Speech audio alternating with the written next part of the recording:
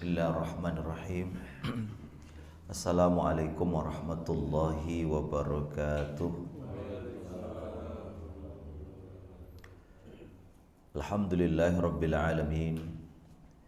Wassalatu wassalamu ala asyrafil anbiya wal mursalin Sayyidina Muhammad wa ala alihi wa sahbihi ajma'in, amma ba'd.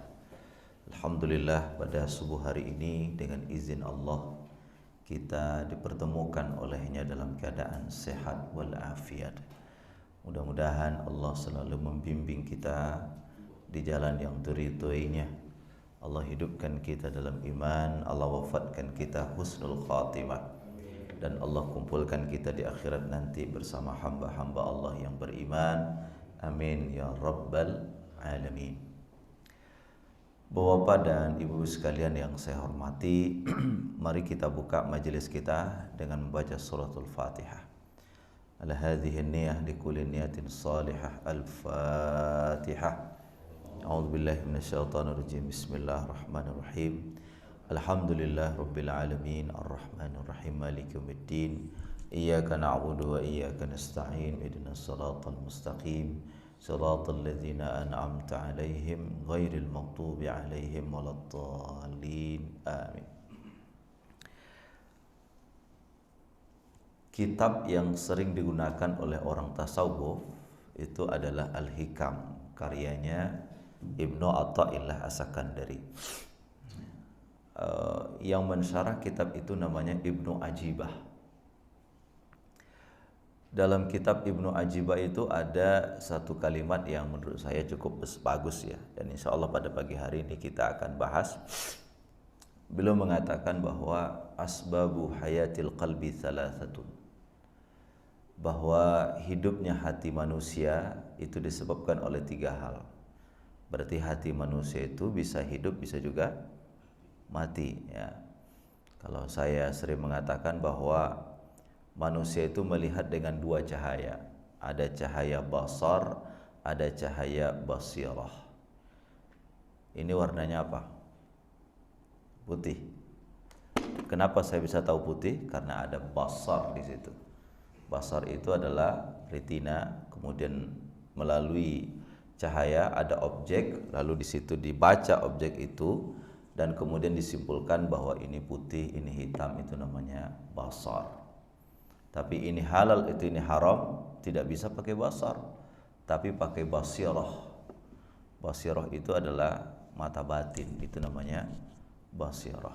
Nah, hidupnya basirah itu kata Ibnu Ajibah ada tiga hal. Yang pertama adalah az-zuhdu fid dunya, zuhud di dunia. Wathani al-istighalu bi dzikrillah, sibuk berzikir kepada Allah.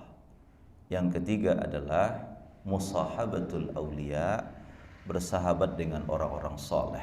Nah, kita coba, kalau hati kita selama ini keras, hati kita selama ini bermasalah, mungkin tiga ini tidak ada pada diri kita. Yang pertama adalah az-zuhdu fid dunya, yang kedua adalah al-istighalu bidzikir, yang ketiga adalah musahabatul auliya. Yang pertama, az-zuhdu fid dunya, zuhud dalam kehidupan dunia ini. Profesor Nasruddin Umar itu dalam kajian teosofinya itu mengatakan ada 4 atau paling tidak ada 5 tingkatan orang yang zuhud itu. Yang pertama adalah dia harus wada'. Wada' itu mutawadhi'. Dia harus meletakkan dirinya paling bawah, itu mutawadhi'. Kalau saya duduk di sini, ada kemungkinan jatuh enggak, Pak? Ada. Kapan saya jatuh? Kalau bangkunya patah. Semakin tinggi saya menempatkan posisi diri saya, maka akan semakin banyak peluang untuk jatuh, dan jatuhnya sakit. Tapi kalau kita duduk di paling bawah, ada kemungkinan jatuh enggak? Sedikit sekali. Jadi mutawadhi', orang yang tawadhu itu adalah nanti jalan dia untuk bisa zuhud kepada Allah. Dia harus menempatkan dirinya bahwa tidak ada apa-apanya dia di hadapan Allah Subhanahu wa taala. Apa yang dia sombongkan, apa yang dia banggakan, semuanya tidak akan mengantarkan dia kepada Allah Subhanahu wa taala. Itu disebut dengan mutawadhi. Yang kedua adalah wara'. Wara' itu apa? Menjaga diri dari hal-hal yang tercela, itu wara'. Kalau kita pergi ke pesta, waroknya gimana, Pak? Hah? Kalau kita pergi ke masjid, waroknya gimana? Kalau kita pergi melayat, waroknya gimana? Warok itu adalah orang yang bisa menempatkan dirinya pada posisinya. Itu disebut dengan apa? Warok. Ya, kalau ke masjid, ya posisikanlah diri kita sebagai hamba Allah yang sedang ke masjid. Kalau kita berada di keramaian, posisikanlah diri kita dalam keadaan berada di keramaian itu. Nah, kalau kita berada di teman-teman yang sedang sedih, maka posisikan diri kita juga berada di kalangan mereka. Itu disebut dengan waro. Jangan kita, teman kita sedih, tapi yang kita ceritakan mobil mewah kita, kemudian pangkat kita, jabatan kita, itu disebut tidak waro. Yang ketiga adalah yang disebut dengan al-fakir. Fakir. Fakir itu berbeda dengan miskin, Pak. Kalau miskin itu meminta-minta. Tapi kalau fakir itu adalah orang yang rela kehilangan segala sesuatu untuk mempertahankan keprinsipnya, itu disebut dengan fakir. Sehingga tidak ada yang dia harap kecuali hanya Allah, itu disebut dengan fakir. Sehingga di dalam Al-Quran mengatakan antumul fuqara ilallah. Kalian semua adalah fakir kepada Allah Subhanahu wa ta'ala. Di saat dia membela prinsipnya, di saat dia membela hal yang dianggap benar, ditariklah rumah dinasnya, ditariklah mobil dinasnya, ditariklah segala yang terkait dengan dia, sehingga semuanya berkurang. Tapi itu tidak menggeserkan prinsip dia, itu disebut dengan fakir. Nah, puncaknya nanti adalah orang itu akan zuhud. Orang itu akan zuhud. Zuhud itu apa? Zuhud itu adalah mereka yang bukan tidak memiliki apa-apa. Tapi orang zuhud itu adalah mereka yang memiliki segalanya, tapi hatinya terkait kepada Allah. Itu disebut dengan zuhud. Jadi dia bisa punya pangkat tinggi, dia bisa punya harta segalanya, tapi dia berharap dan tidak terkait dengan apapun yang sedang dia lihat. Itu disebut dengan zuhud. Sehingga dengan zuhud itu hati kita akan hidup. Zuhud itulah hati kita akan hidup. Oleh karena itu Bapak Ibu sekalian, orang kalau dia zuhud, dia harus mengerti 3 hal. Yang pertama, bahwa hidup ini penuh dengan mata. Yang kedua, hidup ini bisa jadi nikmat. Yang ketiga, hidup ini bisa jadi istidraj. Berapa, Pak? 3. Hidup ini bisa dengan mata, hidup ini bisa dengan nikmat, hidup ini bisa dengan istidraj. Mata itu ya kita menikmati segala sesuatu, dia akan hilang dengan perjalanan waktu, itu mata namanya. Ya, jabatan itu mata, dia akan hilang dengan perjalanan waktu. Tapi hidup itu bisa juga nikmat. Apa itu nikmat? Segala sesuatu yang mengantarkan kita kepada Allah itu disebut dengan nikmat. Tapi hidup juga bisa istidraj. Apa itu istidraj?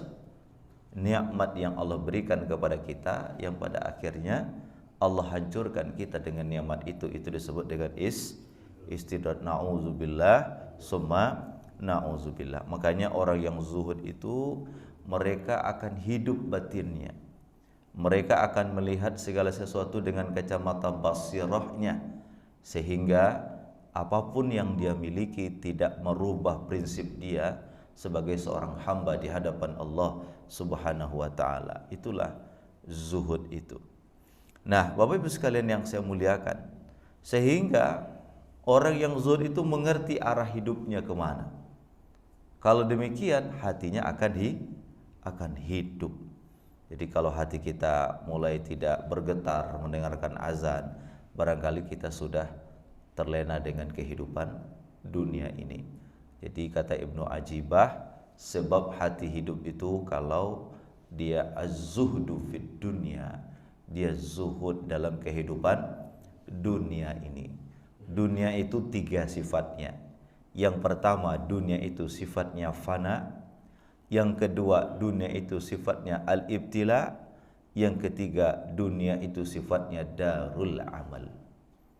Dunia pertama fana. Fana itu apa? Enggak ada yang kekal, Pak. Bapak dulu kan enggak ada rambutnya yang putih kan. Sekarang udah mulai putih-putih enggak? Ya kan? Sudah hampir semua. Itu disebut dengan fana. Disebut dengan apa? Fana. Enggak ada yang kekal, Pak. Enggak ada yang kekal. Ini 2024 sudah dekat kan? Enggak ada yang kekal. Semua akan berakhir. Itu disebut dengan fana. Jadi kata para ulama kita, kalau orang mengerti dengan fana, maka apa yang dia dapat tidak akan pernah menyombongkan dirinya, karena yang didapat hanyalah setetes. Dan kalau toh itu hilang, hilang pun tidak akan pernah menyedihkan dia, karena yang hilang pun hanya setetes. Itu disebut dengan fana. Maka dunia itu adalah fana, tidak ada. Ya, tidak ada satu pun yang kekal di muka bumi ini. Makanya kemarin saya diskusi di satu tempat lah. Ya, apakah Nabi Isa itu masih hidup atau sudah mati sekarang, Pak? Masih hidup kan? Atau sudah mati? Masih hidup. Nah, terserahlah Bapak Ibu. Nanti kajian lainnya itu ya. Ya kan? Oh tidak ada yang kekal. Bahkan Nabi pun mati, termasuk Nabi Isa. Tapi dalam konsep kita tidak demikian. Al-Quran mengatakan bahwa yang dibunuh pada waktu itu bukanlah Nabi Isa, tapi orang yang diserupakan dengan Nabi Isa. Nabi Isa itu diangkat kepada Allah di saat Nabi Muhammad Isra dan Mi'raj bertemu dengan beliau, ya kan? Jadi apakah dia sudah mati atau tidak, itu menjadi diskusi panjang di kalangan para ulama kita. Yang jelas tidak ada satupun yang kekal. Itulah yang disebut dengan fana. Saya kemarin ke Cianjur, Masya Allah. Ya, ke Cianjur itu luar biasa, Pak. Ya, kita melihat dari luar biasa-biasa saja. Begitu kita masuk ke pedalaman, itu luar biasa, Pak. Saudara-saudara kita itu yang bertenda di dekat sawah-sawah, itu tenda kadang-kadang hanya dengan terpal, kemudian datang angin, datang hujan, Masya Allah, kedinginan luar biasa. Ya, melihat itu kita mengatakan tidak ada yang kekal di muka bumi ini kecuali hanyalah Allah Subhanahu wa ta'ala. Itulah sifat dunia, fana. Dunia itu adalah fana, tidak selamanya, Pak. Itulah dunia. Jadi kalau kita dapatkan, tidak sombong, karena yang kita dapatkan hanyalah setetes. Kalau toh hilang, kita tidak juga sedih, karena yang hilang pun hanyalah setetes. Setetes itu diibaratkan oleh Nabi SAW, kita masukkan telunjuk kita ke dalam samudra, kemudian angkat telunjuk itu dan lihat apa yang datang, yang ada di telunjuk itu. Yang ada itu adalah dunia, sementara samudra luas itu adalah rahmatnya Allah Subhanahu wa ta'ala. Makanya orang kalau dengan kacamata zuhud, dia tidak akan pernah sombong. Kenapa? Di dunia ini adalah fana. Dunia ini adalah fana. Yang kedua, dunia itu adalah al-ibtila. Dunia itu tempat kita diuji. Wa nabluukum bil khairi wasyarri fitnah. Engkau akan diuji dengan keburukan dan kebaikan. Semuanya adalah ujian. Dalam Al-Quran itu khair dulu baru syar. Ya, khair dulu baru syar. Khair itu apa? Baik. Syar itu apa? Buruk. Kenapa khair didahulukan daripada buruk? Karena biasanya banyak orang yang lulus tatkala diuji dengan kesusahan, tapi gagal kalau diuji dengan keberkahan, kebaikan. Ya, makanya orang yang biasa hidup sederhana, insya Allah siap untuk kaya. Tapi orang yang terbiasa hidup kaya, susah untuk hidup sederhana. Jadi itu ibtila, dunia itu ibtila semua, diujikan oleh Allah Subhanahu wa ta'ala. Makanya karena dunia ini ujian, sikap kita kepada Allah itu bukanlah sikap seorang ayah kepada anaknya atau seorang anak kepada ayahnya. Kalau seorang anak kepada ayahnya, tatkala anak itu rajin, ayahnya berikan reward. Itu sikap ayah kepada anak. Tapi sikap Allah kepada kita kadang-kadang bukanlah seperti itu. Coba bayangkan orang yang tidak pernah sholat, tidak pernah zikir, tidak pernah mengaji, hidupnya tenang-tenang saja. Banyak gak kita dapatkan seperti itu? Enggak pernah sholat tapi sehat, enggak pernah ngaji, enggak pernah zakat, enggak pernah kenal Allah, tapi enjoy aja semuanya. Tapi ada orang yang sudah sujudnya luar biasa, setiap buka bisnis gagal. Ada orang yang baik selalu difitnah. Ada orang yang sudah taat kepada Allah tapi selalu saja diusik hidupnya. Gimana ini? Ya kan?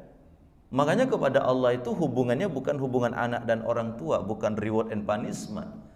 Tapi kepada Allah itu hubungannya adalah husnuzon, berbaik sangka kepada Allah Subhanahu wa ta'ala. Bisa jadi yang buruk itu adalah baik, bisa jadi yang baik itu adalah buruk. Maka kepada Allah husnuzan. Yang kedua, kepada Allah itu ridho. Ridho. Tidak ada yang bisa kita lakukan kecuali ridho kepada Allah. Raditu billahi rabba wa bil islami dina wa bi Muhammadin nabiyan wa rasula. Jadi hidup itu, dunia itu kalau orang paham, dia adalah darul ibtila, tempat kita diuji oleh Allah Subhanahu wa taala. Wa nabluukum bil khairi wasyarri fitnah. Kami uji kamu dengan kebaikan dan keburukan, semuanya adalah ujian. Di dalam Al-Quran itu ada fitnah, ada bala, ada ibtila, macam-macam istilah yang digunakan oleh Al-Quran. Tetapi bagi kita dalam menyikapi bala itu, ya Allah, kalaulah ujian itu datang karena kesalahan kami, ya Allah, maafkan kami. Tapi kalau ujian itu datang karena cintamu, ya Allah, berikan kami cinta dan ridha. Ada doanya itu, Pak. Allahumma in kana hadzal bala'u minka hubban farzuqna sabran wa ridha'a wa in kana hadzal bala'u minka ghadban faghfir lana warhamna. Ya Allah, kalaulah ujian ini adalah bentuk cintamu, ya Allah, berikan kesabaran dan ridha. Tapi kalau ujian ini adalah dalam bentuk marahmu, ya Allah, maka ampunkan kami. Faghfir lana warhamna. Jadi hidup itu dipahami dunia itu sebagai darul ibtila. Yang ketiga, dunia itu sebagai darul amal, tempat kita beramal. Dunia ini kesempatan beramal, Pak. Bahkan sepak bola pun bisa jadi ladang amal. Bayangkan sekarang pembukaan Piala Dunia itu kan pakai tilawah Quran, Pak. Baru satu kali ini terjadi kan, pembukaan Piala Dunia pakai tilawah Al-Quran. Siapa yang bacanya? Itu anak Cecat ya, luar biasa. Kenapa? Walaupun dia kalah, tapi paling tidak dia sudah memberikan apa? Nilai dakwah sebagai amal. Jadi orang yang beriman itu, Pak, tamak dengan amal. Kita kehilangan seorang tokoh muda, seorang mu'alaf namanya Stephen itu. Ya, umur 40 tahun, mu'alaf. Ya, hidupnya, Pak, luar biasa. Di saat Covid terjadi, dia jual rumahnya, dijual mobilnya, 12 miliar dia sumbangkan untuk Covid, dia tinggal di rumah kontrakan. Kemudian dia bangun mu'alaf center yang di Bintaro. Ya, tatkala dia tanya, tidak ada yang perlu dicari dalam hidup ini dan tidak perlu diburu-buru dalam hidup ini kecuali hanyalah sholat, karena kita menunggu waktu sholat saja. Ya, saya di rumah, kata dia, anak saya setiap lahir itu diberikan kain kapan. Begitu anak lahir diukur kapannya, semakin besar semakin dipanjangkan kapannya. Ditanya, untuk apa itu, Abi? Supaya kamu siap mati. Wow, Bapak kalau ngunduh menantu bagus juga tuh, Pak. Ya. Pak Haji ngunduh menantu, ini anak saya tamatan Inggris ini, tapi kau juga harus siap mati, gitu kan. Itu namanya siap mati ya. Ada yang praktekkan nggak? Nah, ini kapanmu? Kalau anak kita takut, dia berlari dia kan. Apa kapan ini, Abi? Jadi kan, jadi dunia itu adalah darul amal, Pak. Banyak-banyak beramal, Pak. Entah amal mana yang kita diterima oleh Allah, kita nggak tahu. Jadi beramal itu bukan hanya sholat, bukan hanya zikir, tapi apapun yang kita niatkan untuk mencari ridho Allah itu adalah amal soleh. Makanya oleh karena itu di dalam Al-Quran, dalam hadis Nabi juga mengatakan bahwa orang yang cerdas itu Pak, bagaimana saldonya tetap jalan walaupun dia sudah tidak bekerja, kan begitu Pak? Bu Sri Mulyani kan bilang, saya lama tinggal di Amerika, kata Bu Sri. Saya lihat orang Amerika itu makan sama dengan kita, ya toh? Dia tidak terlalu cerdas juga, sama dengan kita. Tapi kenapa dia dikatakan negara maju, kita disebut negara berkembang? Kerjanya biasa-biasa saja, asetnya yang bekerja luar biasa. Orangnya kerja biasa-biasa saja Pak, tapi asetnya yang bekerja luar biasa. Kita ini bekerjanya mati-matian, asetnya tidur, itu kan, punya tanah tidur, punya bangunan tidur, asetnya banyak tapi mati. Kerja keras dari pagi sampai malam. Ya, harusnya orang yang beriman itu kalau dipakai prinsipnya Amerika itu begitu juga harusnya. Kita kerja kita ya selama di dunia ini, tapi jangan berhenti kalau kita sudah mati. Bagaimana caranya? Lakukanlah amal yang akan sampai pada akhirat nanti. Itu disebut dengan jariyah. Jariyah itu apa? Mengalir. Kita sudah mati tapi pahalanya masih mengalir ke kita. Apa itu? Ilmun yuntafa'u bih, ilmu yang diajarkan. Yang kedua apa? Sadaqatun jariyah. Ada sumur yang Bapak gali, diminum oleh orang airnya setiap saat, maka itu adalah sadaqatun jariyah. Ada masjid yang Bapak bangun, selama orang sujud mengalir pahalanya. Itu disebut dengan sadaqatun jariyah. Kalau kita sholat, kita mati berhenti sholat kita. Kita puasa berhenti sholat puasa kita. Tapi kalau kita membangun tempat ibadah, membangun pondok pesantren, membangun lembaga yang di sana orang belajar dengan baik, kita sudah mati mengalir pahala ke kita. Itu disebut dengan jariyah. Yang ketiga adalah waladun saleh, anak yang saleh. Nabi tidak mengatakan ibnun saleh, tapi Nabi mengatakan apa? Waladun saleh. Apa bedanya ibnun dengan waladun? Kalau ibnun itu anak biologis, tapi waladun bisa anak biologis, bisa anak sosiologis, dan bisa anak ideologis, ya kan? Anak biologis, ya anak kita disebut dengan walad. Tapi ada orang yang nggak punya anak, dia punya tetangga, punya anak yatim. Ini di Cianjur banyak nih anak yatim sekarang nih. Ambil, sekolahin. Jadi anak baik dia, berdoa dia kepada Allah, Rabbighfirli wa liwalidayya warhamhuma kama rabbayani shaghira. Walaupun ibu tidak melahirkan, walaupun itu bukan lahir dari rahim ibu, istri bapak, tapi karena dia terdidik dengan baik, dia menjadi waladun soleh. Andaikan Nabi menggunakan kata ibnun, maka orang yang tidak punya anak akan bersedih selamanya, karena tidak mendapatkan doa dari mereka. Tapi untung Nabi menggunakan kata apa? Waladun, yang memberikan isyarat bahwa waladun itu bisa anak biologis, bisa juga anak sosiologis. Bapak bangun panti asuhan, di situ kemudian dididik dia dengan baik, dia jadi buat guru mengaji, maka anak sosiologis dan anak ideologis juga. Ya, itu disebut dengan apa? Waladun. Jadi dunia ini pandang dengan tiga hal. Yang pertama dia sebagai fana, yang kedua dia sebagai tempat kita diuji, yang ketiga adalah sebagai darul amal, tempat kita beramal. Hidup ini tidak lama, Pak. Hidup ini tidak lama. Pak Haji sudah pensiun seberapa tahun Pak Haji? 20 tahun sudah ya. Subhanallah. Saya nggak terasa sedikit-sedikit sudah mulai sekian umur kita. Sudah mulai sekian. Nggak terasa sudah mau pensiun juga ya Pak ya. Pak Diki masih lama ya. Masih lama ya. Pak Chandra masih lama kali ya. 4 tahun lagi kan, tidak terasa kan? Tanda tangan, udah pensiun kita. Ya, dipindah, pensiun sudah. Ya, tilang, pensiun kita, kan gitu. Bapak sekalian yang saya muliakan, jadi hidupnya hati itu adalah dengan zuhud itu tadi. Kenapa materi ini saya sampaikan? Saya kemarin dari Cianjur itu saya panjang jalan. Ya Allah, ada rumah yang hancur. Ada ibu-ibu bilang, Pak, saya punya rumah kecil. Itu pun sudah habis rata dengan tanah, Pak. Saya ke pondok pesantren namanya Izul Islam. Itu di situ hampir berapa? 30-40% lah. Orang tua santrinya itu rumahnya hancur lebur, Pak. Akhirnya oleh kiainya dibuat tenda di pondok pesantren, kemudian orang tua itu dibawa ke pesantren, dihidupi di situ, ditinggalin di situ daripada tinggal di sawah apa segala macam, ya, kedinginan dan segala macam. Ada bapak yang punya kelebihan harta, kirimlah ke sana.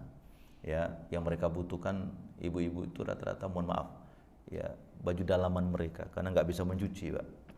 Ya, kemudian gas itu, ya, untuk masak, apalagi musim hujan, Pak, luar biasa. Nah, kalau kita paham ini adalah sebagai jalan kita untuk beramal kepada Allah Subhanahu wa taala. Itu yang pertama, bahwa hati itu hidup kalau kita zuhud di dunia. Zuhud bukan tidak punya apa-apa. Jangan setelah pengajian ini enggak ke kantor, Pak, enggak usahlah, kita mau mati aja ini. Juga begitu. Enggak pergi buka toko, Pak, enggak usahlah, kita mau mati aja, kita zuhud ini. Bukan begitu. Tapi zuhud itu apa yang dimiliki tidak menggantungkan hatinya ke situ, tapi menggantungkan hatinya kepada siapa? Allah Subhanahu wa taala. Itu yang pertama. Yang kedua adalah kata Ibnu Ajibah itu, hidupnya hati itu dengan al-insyighalu bidzikir. Selalu kita itu mengingat Allah. Itu membuat hati kita bisa hidup. Sehingga dalam Al-Qur'an surah Ali Imran 191 itu jelas sekali. Alladzina yazkurunallah, mereka yang selalu ingat kepada Allah, zikir kepada Allah. Allah menggunakan kata yazkurun, itu fi'il mudhari', habitual action. Menggunakan apa kalau dalam bahasa Inggris? Present continuous, ya. Selalu mereka zikir kepada Allah. Hidup kita ini zikir, Pak. Ya, bahkan bukan hanya kita yang berzikir, alam semesta juga ikut berzikir.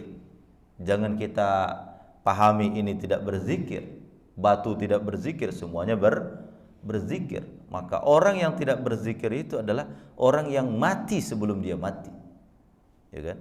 Maka berzikir kepada Allah. Paling tidak kalau kita selesai sholat, ya subhanallah walhamdulillah wala ilaha illallah wallahu akbar, subhanallah 33 kali, alhamdulillah 33 kali, Allahu akbar 33 kali, ya, tambah satu lagi jadi 100. Ya, kalau kita mau makan, baca doa makan, kalau kita mau tidur, baca doa tidur. Sehingga apa? Bagi orang yang berzikir itu, Pak, kepada Allah Subhanahu wa taala, saya selalu mengatakan dia punya power transenden namanya. Ya, kekuatan yang terhubung kepada Allah. Itu disebut dengan power transenden. Ya. Kalau power yang di luar itu, dia akan hancur, Pak. Betapa banyak orang yang kuat tapi nggak bisa melaksanakan ketaatan. Kenapa? Karena tidak ada power transendennya itu. Transcendent power itu. Kenapa? Karena tidak dicas dengan zikir kepada Allah Subhanahu wa taala. Kemarin hari Buya Ar-Razi Hashim itu ada milad haul akbar seorang syekh tarekat dari Sumatera Barat, dari Payakumbuh, Syekh Tuan Mudo Abdul Qadim, ya. Itu mengajarkan zikir-zikir yang luar biasa. Ya, di antara zikir yang selalu diajarkan oleh Tuan Mudo, ya, adalah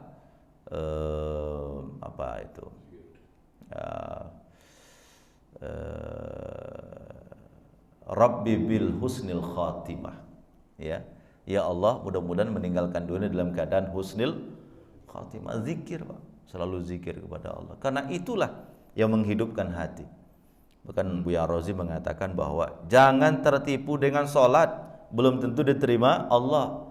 Jangan tertipu dengan baca Quran, belum tentu diterima Allah. Tapi jangan meninggalkan sholat karena wajib. Jangan meninggalkan baca Quran karena wajib.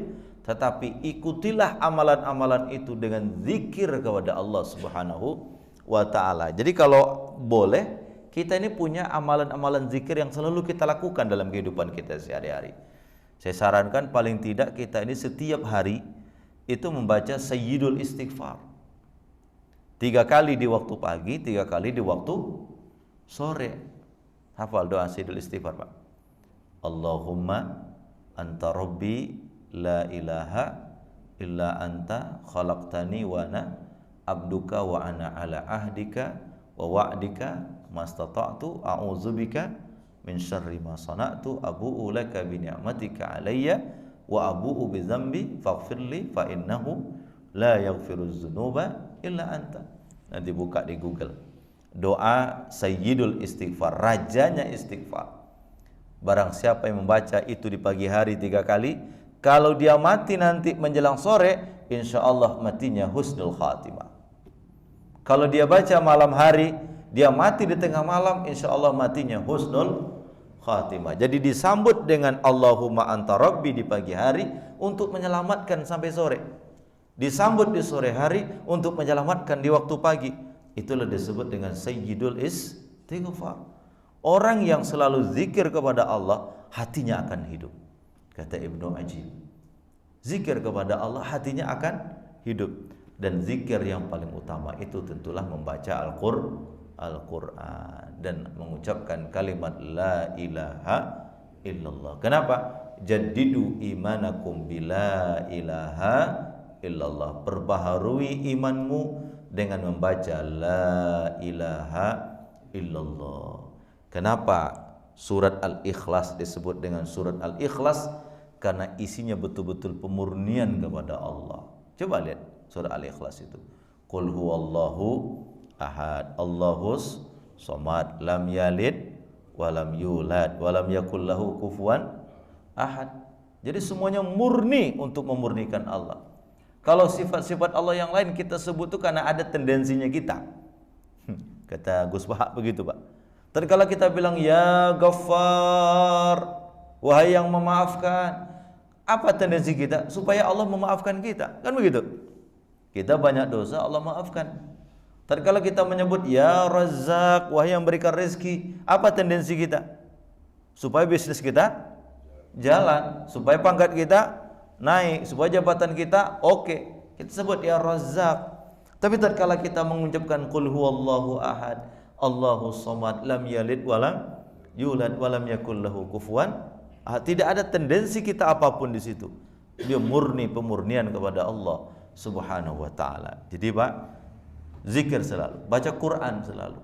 Karena itulah yang akan bisa menghidupkan hati kita. Saya melihat saudara-saudara kita yang di tenda-tenda itu, ya ada teman-teman dari Dompet Duafa sekarang gitu datang ke sana. Ya, bagaimana teman-teman yang di tenda itu diajak untuk zikir, ya baca Quran, kemudian baca la ilaha illallah, hasbunallah wa ni'mal wakil, ni'mal maula wa ni'man nasir, la haula wa la quwata illa billah, ya fattahu ya razzaq, ya muhawwilal ahwal, hawwil ahwalana ila ahsanil hal, hasbunallah wa ni'mal wakil, ni'mal maula wa ni'man nasir. Apa tujuannya? Orang yang sedang ditempa masalah itu batinnya sedang rontok, dan batin yang sedang rontok itu disirami dengan zikir kepada Allah Subhanahu wa taala. Ibnu Qayyim Al-Jauziyah itu mengibaratkan sebuah pohon, Pak. Saya punya gambarnya tapi nggak bisa ditampilkan. Jadi pohon itu, kata Ibnu Qayyim Al-Jauziyah, ada batangnya. Batangnya itu disebut dengan ma'rifat. Batangnya disebut dengan apa? Ma'rifat. Ya. Kemudian ada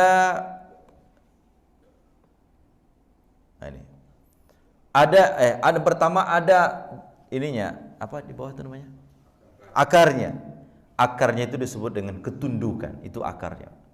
Jadi akar pertama orang itu bisa baik kalau tunduk kepada Allah Subhanahu wa taala. Kemudian ada batangnya. Batangnya itu adalah ma'rifat. Batangnya adalah ma'rifat. Orang harus kenal dengan Allah Subhanahu wa taala. Nanti dia punya daun, ya, dia punya ranting. Ranting itu adalah takut kepada Allah. Jadi akarnya tunduk, batangnya ma'rifat, rantingnya takut. Dan nanti dia punya daun. Daunnya adalah al-haya, malu kepada Allah. kemudian batang itu punya buah, buah itu adalah taat kepada Allah. Tetapi akar itu, batang itu, dahan itu, buah itu akan mati kalau tidak disiram. Alat untuk mensiram itu adalah zikrullah, zikir kepada Allah Subhanahu wa ta'ala. Jadi ingat batang, Pak. Sebuah pohon, akarnya itu adalah tunduk, batangnya itu adalah ma'rifat, kemudian dahannya itu adalah takut, kemudian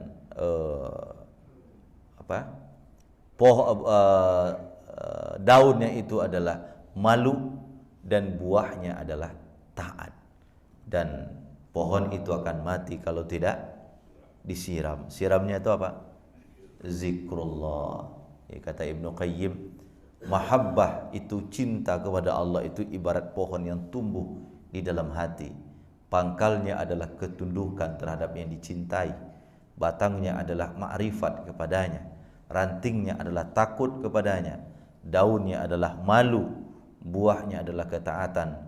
Materi untuk menyiraminya adalah zikir kepada Allah. Bila cinta tidak dilengkapi dengan unsur itu, maka itu akan mematikan pohon itu. Jadi kalau kita ibarat kita berjalan sekarang ini, anggaplah itu seperti pohon yang sedang berjalan. Dia akan mati, tidak akan punya buah, tidak akan punya ranting yang bagus kalau akarnya tidak disiram. Menyiramnya itu dengan apa, Pak? Zikrullah. Yang ketiga, saya nanti sampai Isyraq jam berapa? Jam 5.25 ya. 5.25. Saya jam 5:30 izin, Pak. Ya. Ini ada pengumpulan teman-teman di Dompet Duafa, ya, lagi menggalang ini di Tebet. Saya diminta hadir untuk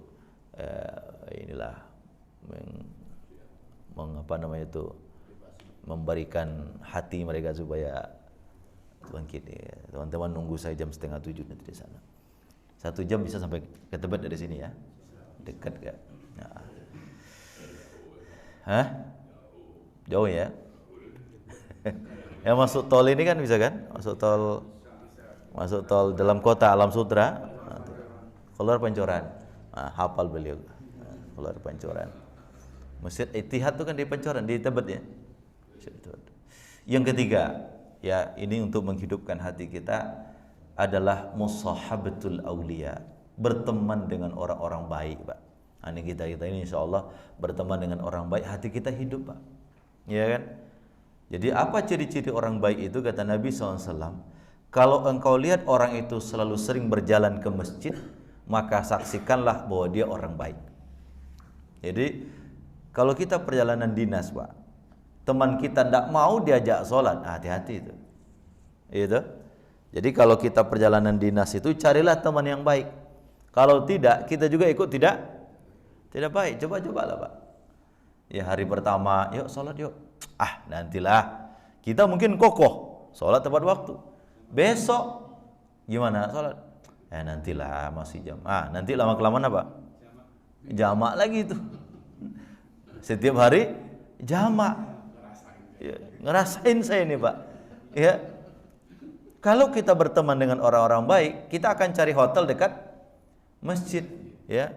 Bisa perjalanan dinas kemana?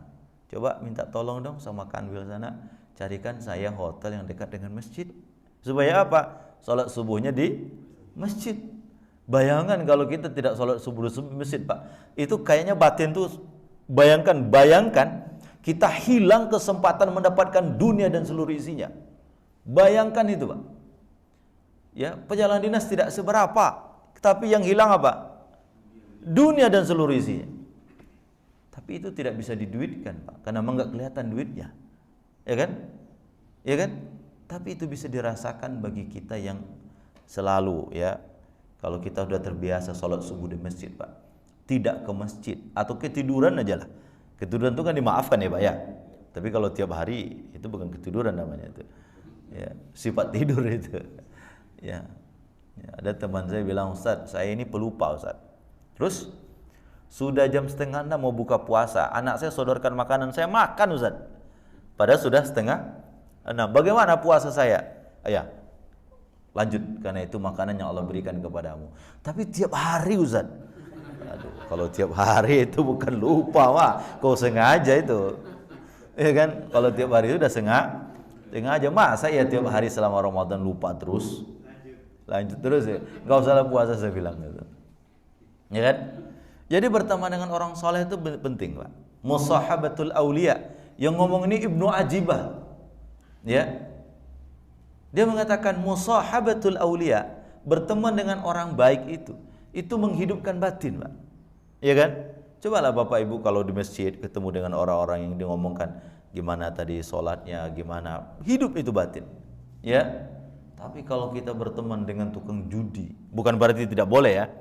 Ya banyak ulama-ulama kita, ya, tidak semua orang masuk kafe itu juga salah. Siapa tahu dia berdakwah di situ. Tapi hati-hati, lihat dulu kondisi batin. Jangan sampai bukan Bapak yang berdakwah, tapi Bapak didakwahi gitu kan. Ya Ustaz, saya mau dakwah ke kafe. Ya kan? Oke, kalau kita bisa berdakwah, nanti kalau kita yang didakwahi, selesailah kita. Ya kan? Jadi musahabatul aulia, berteman dengan para wali. Wali itu siapa? Wali itu bukan mereka yang bisa terbang, bukan mereka yang bisa berjalan di air. Itu wali, tapi hati-hati. Kata Ibnu Taimiyah, itu wali itu bisa dua. Bisa wali syaitan, bisa wali Allah. Bisa waliullah, auliaullah, bisa juga auliaush syaitan. Makanya Jalaluddin Rahmat itu bilang ada nurani, ada zulmani. Ada nurani, ada zulmani. Nurani itu kalau Allah dominan, sehingga kalau Allah dominan mengajak orang ini dari kegelapan kepada cahaya, yang muncul adalah nurani. Tapi ada zulmani. Zulmani itu apa? Setannya dominan sehingga dari cahaya diajak kepada kegelapan. Kan itu zikir kita setiap hari. Allahu waliyul ladzina amanu yukhrijuhum minaz zulumati ilan nur.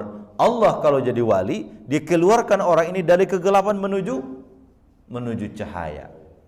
Dan itu salah satunya adalah harus bersahabat dengan para wali, orang-orang saleh yang mengingatkan kita kalau kita salah, yang bisa mengingatkan kita kalau kita keliru, yang bisa mendukung kita kalau kita di jalan yang baik. Itulah teman yang baik yang harus kita selalu cari, bersahabat Pak dengan para wali. Ibu saya dulu, ibu saya itu kalau bulan puasa Pak, selalu yang diundang misalnya untuk buka puasa ke rumah itu kalau bukan kiai buya gitu. Kalau di kampung saya itu buya ya, dipanggil. Saya bilang, Bu, kenapa kok tiap hari ada buya? Dia bilang apa? Kalau yang lain tuh nak, doanya juga makbul. Tapi kalau buya ini kan doanya sudah dipastikan makbul. Kata Nabi SAW, kalau kita berikan buka puasa kepada orang, itu pahala orang itu kita dapatkan, tapi tanpa mengurangi pahala yang bersangkutan. Kalau buya, insya Allah pahalanya 100. Nah, kalau preman, pahalanya mungkin juga ada cuma 2 gitu kan.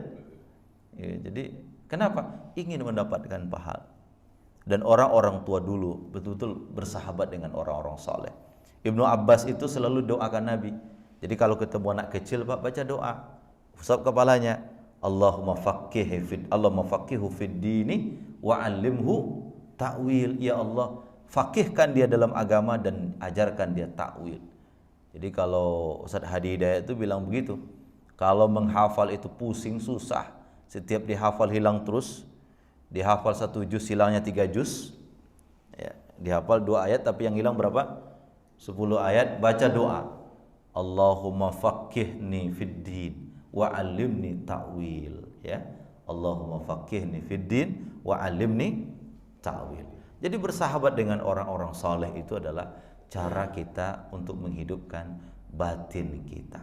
Jadi ada 3. Yang pertama zuhud, yang kedua sibukkan diri dengan zikir, yang ketiga bersahabat dengan orang-orang soleh. Ya, zuhdu fid dunya, istighalu bizikrillah, wa musahabatus salihin atau musahabatul aulia. Insyaallah kita akan menjadi orang-orang yang selalu hidup batin kita. Kalau batin kita hidup, insyaallah gampang untuk ibadah, gampang untuk taat. Tapi kalau batin kita mati, susah untuk ibadah, susah untuk taat. Mudah-mudahan kita semua diberikan oleh Allah Subhanahu wa taala kekuatan untuk terus berzikir kepada Allah, kemudian mendekat dengan orang-orang soleh dan zuhud di dunia ini. Walaupun kita punya apa-apa enggak masalah. Kaya itu boleh dan bahkan dianjurkan, tapi tidak boleh menjadikan itu sandaran bagi hidup kita. Sandarkanlah semuanya kepada Allah Subhanahu wa taala. Hasbunallah wa ni'mal wakil, ni'mal maula wa ni'man nasir, wala haula wala quwata illa billahi al-aliyyil azim. Terima kasih.